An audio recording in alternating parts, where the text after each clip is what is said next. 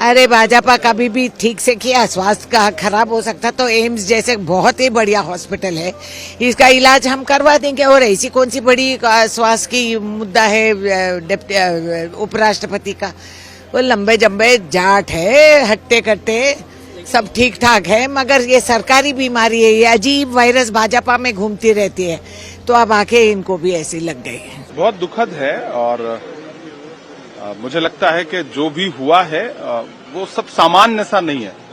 और उनके जैसा अक्खड़ मिजाज का आदमी जो बीमारी की हालत में भी अगर कभी वो थोड़े बहुत बीमार भी रहे तो वो सदन आ जाते थे और पूरा समय देते थे कुछ चेयर पर।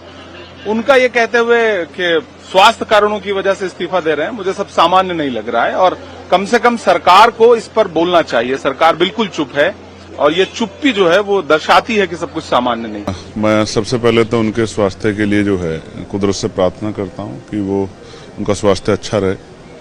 और अचानक जिस तरह से उन्होंने इस्तीफा दिया, एक चिंता की बात तो है, सब जगह अटकलें लग रही हैं, लेकिन मैं तो महामहिम राष्ट्रपति जी को, क्योंकि उनका अधिकार है, ये उनसे आग्रह करूंगा कि उनका इस्तीफा जो है स्वीकार कर दें। अच्छा जो है उनका कार्यकाल रहा है, वाद विवाद हो सकते हैं, लेकिन एक अच्छा व्यक्तित्व है और किसानों के लिए हमेशा से खड़े रहे हैं।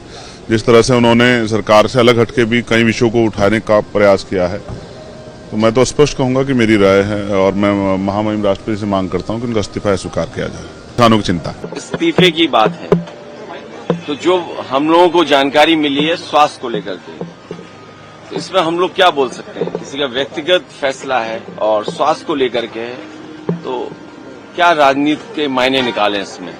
लेकिन उससे महत्वपूर्ण यह है कि भारतीय जनता पार्टी किसी को वोट नहीं डालने देना चाहती।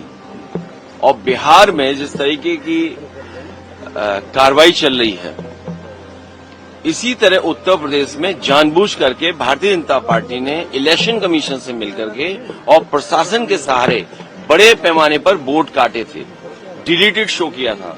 और जिस समय हम लोगों ने आपत्ति की और आरोप लगाया तो उन्होंने हमें नोटिस दिया।